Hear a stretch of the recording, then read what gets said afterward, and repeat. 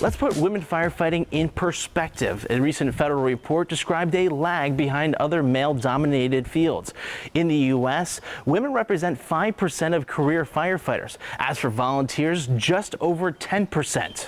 To understand that perspective, I spoke to 3 firefighters hoping to inspire the next generation of young women. They can look up at me and say, oh my gosh, like, she's just a normal person. Visibility is important for Lehigh Acres Fire District Field Training Officer Sarah Gribben. She remembers not seeing female firefighters come to her school. Now young girls get to see her. She's just a normal woman who is fulfilling her dreams, and I can do this too.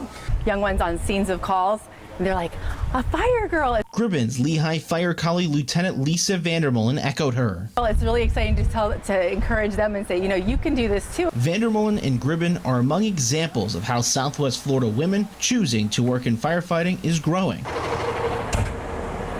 There's also Cape Coral fire engineer Amanda Martis. Inside her department, more than 5% of firefighters are women, just above the national average. I started, I think I got hired with another female. We were number 2 and 3 that were coming on shift. 10 years later, she's still having a blast driving Engine 10. Operating the siren and the horn is still fun. You know, we all were kids at one time and loved to hear the siren and the horn, and it's cool to still push the button and be in control. And when she's on a scene, Marta says her size is a strength.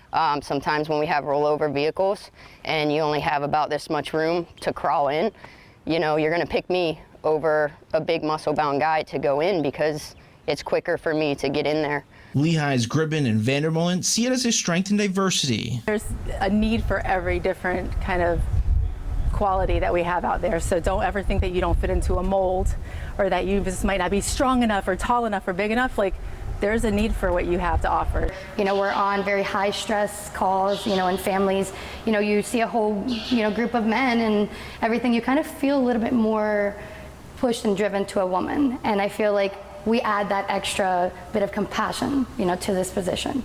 Many of our local fire departments, including at Cape Coral, all participate in something called Camp Braveheart, put on by the Iona McGregor Fire Department to help encourage young girls to enter the fire service. In Cape Coral, meteorologist Andrew Shipley, Fox 4.